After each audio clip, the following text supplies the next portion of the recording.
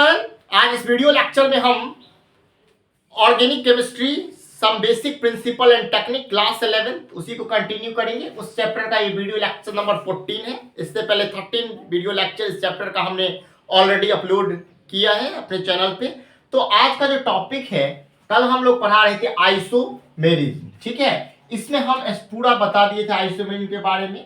Structural isomerism भी पूरा हम डिस्कस कर लिए थे। अगर नहीं देखे तो कल का वीडियो लेक्चर देखिएगा।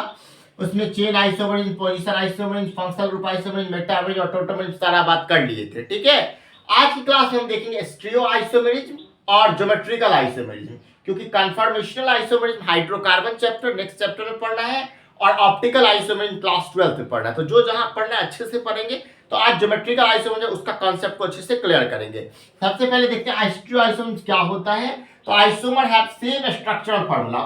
पहले जो देखे थे स्ट्रक्चरल आइसोमेरिज्म में, उसमें क्या देखते थे कि सेम मॉलिक्यूलर फार्मूला होता था और डिफरेंट स्ट्रक्चर होता था, डिफरेंट जो पोजीशन होता था। कल देखे थे, कल की क्लास में डिफरेंट फंक्शनल ग्रुप होता था।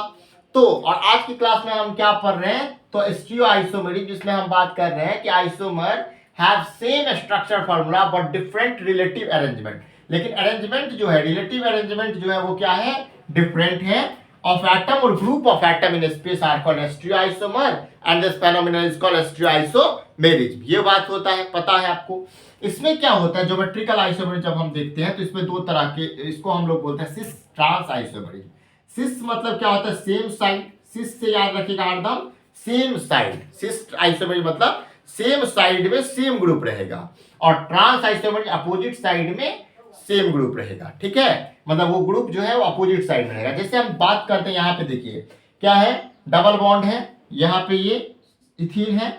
अब यहाँ पे देख रहे हैं क्या, डबल बॉन्ड है कार्बन कार्बन के बीच में। यहाँ पे देखिए मिथाइल ग्रुप है, यहाँ पे मिथाइल ग्रुप है। देखिए सेम साइड में है ना, तो इसको क्या बोलेंगे, सिस आइसोमर्स। और यहीं पे अगर देखेंगे CH3 ग्रुप ही है, CH3 ग्रुप ही अगर डिफरेंट अपोजिट साइड है तो क्या बोलेंगे हम लोग, इसको बोलेंगे ट्रांस आइसोमर्स, ठीक है। वहीं पे अगर आपको बोलते कि हेक्स 3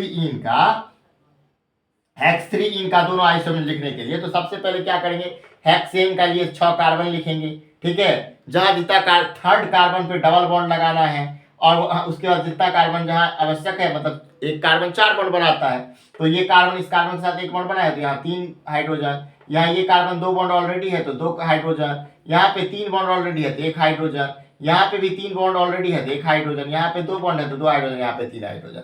फिर इसका जो अरेंजमेंट करेंगे इस तरीके से करेंगे। देखिए ये सेम साइड, तो सेम साइड है तो सिस आइसोमर, और डिफरेंट अपोजिट साइड में अगर इथाइल ग्रुप है तो उसको बोलेंगे ट्रांस आइसोमर, ठीक है। आप इसको पूरा लिख लीजिए और हम बात करते हैं आगे के टॉपिक को आज क्लास में। पहले तो ये आइसोमेरिज्म टॉपिक जो था वो पूरा कंप्लीट हो गया। हम कोई भी टॉपिक छोड़ के नहीं चलते, जो टॉपिक जिस चैप्टर में होता पूरा पढ़ाते हैं, ठीक है। ऐसा नहीं कि यूट्यूब का क्लास है, फ्री क्लास है, तो इसमें हम लोग कोई टॉपिक स्किप करेंगे, ऐसा नहीं। हर एक टॉपिक जिस चैप्टर का जो रिलेवेंट है वो उस चैप्टर में पढ़ाया जाएगा। इस बात से निश्चिंत रह के पूरा वीडियो प्लेलिस्ट शुरू से लेकर लास्ट तक देखिए, पूरा चैप्टर कंप्लीट हो जाएगा, ठीक है। तो इसको नोट कर लीजिए पहले।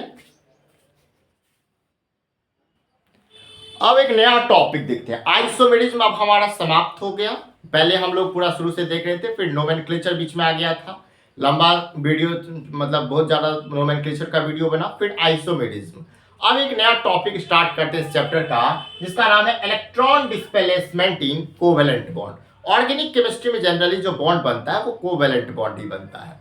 तो कोवेलेंट बॉन्ड का तो पता है आपको क्या होता है, पता है ना, शेयरिंग ऑफ इलेक्ट्रॉन से बनता है, ठीक है। और इंटर ऑर्बिटल से बनता है, आपको पता होगा। इंडक्टिव इफेक्ट को क्या है, अब यहाँ पे बात करेंगे। ये 4 टाइप इसमें हम पढ़ेंगे, ठीक है, लगातार। एक है हमारा इंडक्टिव इफेक्ट, फिर पढ़ेंगे रेजोनेंस, फिर पढ़ेंगे इलेक्ट्रोमैग्नेटिक, फिर पढ़ेंगे हाइपर कंजुगेशन। तो अभी से कुछ दिनों तक ये 1-2 क्लास में इसको हम लोग देखेंगे। आज का जो क्लास टॉपिक है वो है इंडक्टिव इफेक्ट। अब इंडक्टिव इफेक्ट क्या होता है, the process of displacement of sigma electron along the saturated carbon chain due to presence of polar covalent bond at the one end of chain is called inductive effect। क्या होता है पता है। अब यहाँ पे सबसे पहले जो टर्म्स आ रहे हैं, जैसे क्या आ रहा है, सैचुरेटेड कार्बन, ठीक है। तो हाइड्रोकार्बन में अगर हम बात करें तो क्या होता है, एल्केन, एल्कीन, अल्काइन होता है। एल्केन में क्या होता है, सिंगल बॉन्ड, एल्कीन में डबल बॉन्ड, अल्काइन में ट्रिपल बॉन्ड होता है ना। तो यहाँ पे अगर हम देखें तो एल्केन में कार्बन जनरली मतलब कार्बन जो है वो 4 बॉन्ड बना पाएगा क्योंकि टेट्रावैलेंट है। तो अगर हमको कोई चीज ऐड करना है कार्बन इसमें मीथेन में मान के चलिए, तो हमको क्या करना होगा, एक हाइड्रोजन को रिप्लेस करना होगा, फिर CH4 से क्या बनेगा, CH3Cl बनेगा।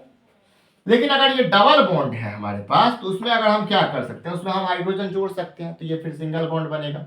ट्रिपल बॉन्ड है तो जोड़ सकते हैं, फिर डबल बॉन्ड बनेगा, फिर ट्रिपल बॉन्ड बनेगा। तो एल्कीन और अल्काइन क्या होता है हमारा, अनसेचुरेटेड, यानी कार्बन कार्बन के बीच में डबल बॉन्ड, कार्बन कार्बन के बीच में ट्रिपल बॉन्ड, ये अनसेचुरेटेड होता है। और सेचुरेटेड कौन होता है, तो कार्बन कार्बन के बीच में सिंगल बॉन्ड। तो यही कह रहा है कि the process of displacement of sigma electrons along the saturated carbon chain. तो सेचुरेटेड समझ में आ गया। तो ये जो इंडक्टिव इफेक्ट होगा वो सेचुरेटेड में शो करेगा, यानी कार्बन कार्बन के बीच में, अल्केन में, कोई दिक्कत नहीं। ठीक है, अब ये जो आई इफेक्ट है, इंडक्टिव इफेक्ट को हम लोग आई इफेक्ट भी बोलते हैं। ठीक है, ये दो टाइप के होते हैं सामान्य जनरली, एक होता है प्लस आई इफेक्ट, एक माइनस आई इफेक्ट। तो ये आई इफेक्ट जो होते हैं ये परमानेंट होते हैं। उसके बाद इसमें चर्चा क्या है, तो polar covalent bond. Polar covalent bond क्या होता है, तो केमिस्ट्री में पोलर का मतलब क्या होता है, वीक। हम लोग समझेंगे, ऐसे टर्म हम लोग समझते हैं, वीक, कमजोर। ठीक है, अब कैसे होता है देखिए, अब क्या होता है जब अनसिमेट्रिकल इलेक्ट्रॉन डेंसिटी होती है। अब आपको पता होगा इलेक्ट्रॉन निगेटिविटी। इलेक्ट्रॉन निगेटिविटी क्या होता है, टेंडेंसी होती है किसी एटम की कि वो इलेक्ट्रॉन को अपनी ओर अट्रैक्ट करता है। ठीक है, तो जैसे HCl है तो हाइड्रोजन का इलेक्ट्रॉन निगेटिविटी 2.2 है और क्लोरीन का 3.15 है। तो इसका भी इलेक्ट्रॉन ये अपनी ओर पुल करेगा, खींचेगा, अट्रैक्ट करेगा क्लोरीन। तो ये कैसा बॉन्ड बनाएगा, पोलर। और इसमें क्या है, हाइड्रोजन हाइड्रोजन दोनों की इलेक्ट्रॉन नेगेटिविटी सेम है, तो क्या होगा, सिमेट्रिकल इलेक्ट्रॉन डेंसिटी रहेगी, नॉन पोलर। ठीक है, अब क्या कह रहा है, सिग्मा इलेक्ट्रॉन का डिस्प्लेसमेंट होता है। तो आपको पता होगा कि सिंगल बॉन्ड में एक सिग्मा होता है, डबल बॉन्ड में एक सिग्मा एक पाई, ट्रिपल बॉन्ड में एक सिग्मा 2 पाई होता है। तो आप इसको पहले अच्छे से नोट कर सकते हैं। यहाँ पे देखिए कि अल्केन सैचुरेटेड होता है, इंडक्टिव इफेक्ट सैचुरेटेड में ही होता है। ठीक है, पोलर का बात करें तो जिसमें इलेक्ट्रॉन निगेटिविटी का डिफरेंस होता है, अनसिमेट्रिकल इलेक्ट्रॉन डेंसिटी होती है, तो इसमें से क्या होगा, इलेक्ट्रॉन डिस्प्लेसमेंट करना आसान होगा, तो इसको पोलर, इसलिए ये बात कह रहा है। अब इसको पहले आप अच्छे से नोट कर लीजिए, फिर इसमें हम थोड़ा और, इसमें दो टाइप होते हैं, प्लस आई इफेक्ट और माइनस आई इफेक्ट, उसके बारे में भी बात करेंगे। ठीक है, इसको आप अच्छे से अपने कॉपी में नोट कर लीजिए। थोड़ा सा बात और है, इंडक्टिव इफेक्ट। ठीक है, तो इंडक्टिव इफेक्ट दो टाइप के होते हैं, आपको पता होगा, एक माइनस आई इफेक्ट, एक प्लस आई इफेक्ट। अभी हम बोले कि इंडक्टिव इफेक्ट को आई इफेक्ट भी बोलते हैं। तो आई इफेक्ट दो टाइप के होते हैं, एक प्लस आई इफेक्ट और एक माइनस आई इफेक्ट। ठीक है, आप देखिएगा ये प्लस आई इफेक्ट क्या है और माइनस आई इफेक्ट क्या है। तो आपको सबसे पहले इस एग्जांपल को देखते हैं। देखिए ये कार्बन चेन है, इसमें 1 2 3 4 कार्बन एटम है। ठीक है, और उसके एंड में कोई ऐसा ग्रुप है जो मोर इलेक्ट्रोनेगेटिव है, हेलोजन एटम समझ लीजिए, या फिर जो हाई इलेक्ट्रोनेगेटिव है कार्बन के कंपैरिजन में। तो जो हाई इलेक्ट्रोनेगेटिव होगा वो क्या करेगा, इलेक्ट्रॉन को अपनी ओर पुल करेगा। ठीक है, टेंडेंसी रखता है इसका। तो जब इससे वो पुल करेगा तो जो गेन किया उस पर आ जाता है निगेटिव चार्ज, और जिससे किया उस पर आ जाता है पॉजिटिव चार्ज। तो यहाँ पे क्या होता है, if the substituent attach to the end of carbon chain is electron withdrawing, वो कैसा हो, इलेक्ट्रॉन विथड्रॉइंग हो, यानी मोड इलेक्ट्रोनेगेटिव हो, इलेक्ट्रॉन अपनी ओर इलेक्ट्रॉन लेने वाला हो, तो the effect is called minus I effect. जैसे एग्जांपल में लिखे NO2 CN COOH, यानी कि nitro cyano carboxylic acid, ester group, chlorine bromine iodine alcohol alkoxide, उसके बाद फिनाइल और हाइड्रोजन, ये सब है। ये सब अगर लगा हो यहाँ पे एंड ऑफ द चेन, तो आप समझेंगे क्या शो कर रहा है, माइनस आई इफेक्ट।